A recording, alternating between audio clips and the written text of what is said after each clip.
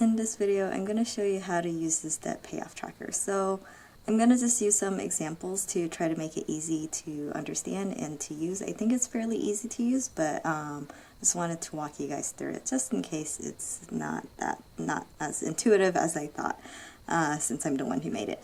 So these coins, it's 10 across and 10 down, so it equals 100, which will be easy to divide. So in this example, I'm gonna assume, for example, let's say I have $30,000 of debt, and then so I'm gonna divide it by the 100 coins. So each coin is then 300.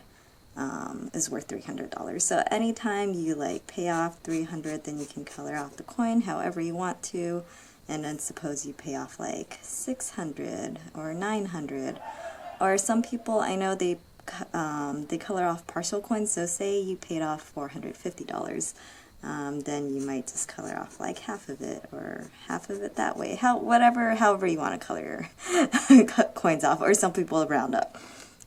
So with that, and then you can just say, let's say today I'm filming 7/4/24, and then the end date you can either put in here or not. End date as in like when you want to pay it off, when you're expecting to pay it off, or you leave it until you finally, suppose you get to all the way to the bottom where you get to $30,000 paid off, and then you can say like, suppose that's like, I don't know, end of this year or something like that. It's up to you how you want to date that, and even the start date as well. You can do like beginning of this month. So just one more example, in case that wasn't too clear, or in case you have like a funkier number, which I'm gonna need to get my phone calculator out for. So let's say you have maybe like $74,517 of that. I don't know, just pulled it out of nowhere. So actually, I just realized some of my math skills are coming back. So that would mean that each coin is actually, so you just, technically, there's your decimal points, right? So then you drag them down that way, so it's 745.17. If you couldn't do that, just use your calculator. It's totally fine. There's no shame in using calculators. I can't do mental math most of these days anyways. So we're saying, suppose you had this much debt, or like even if it's not a round number, if it's like 74,517.66, you can use that. So then that would be obviously, well then that'd be 6, and then you can just round that up to 18. So 745.18. And so anytime you make like roughly that amount of payoff, or exactly, depends on how finicky, how like kind of exact and accurate and precise you want to be, then you can just color off. So that would be like, let's say that was 455.18.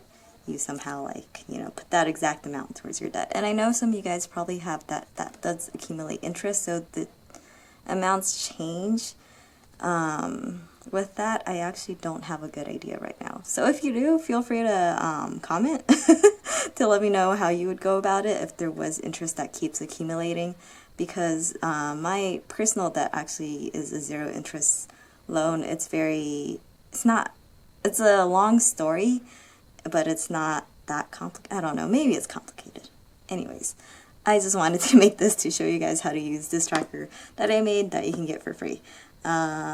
Yeah, and then so let's say for this, let's say I don't like these not round numbers, so we'll say we started beginning of this month, and we're hoping to pay off this amount by 7/1/2027 or something. How you determine that end date, again, will be up to you.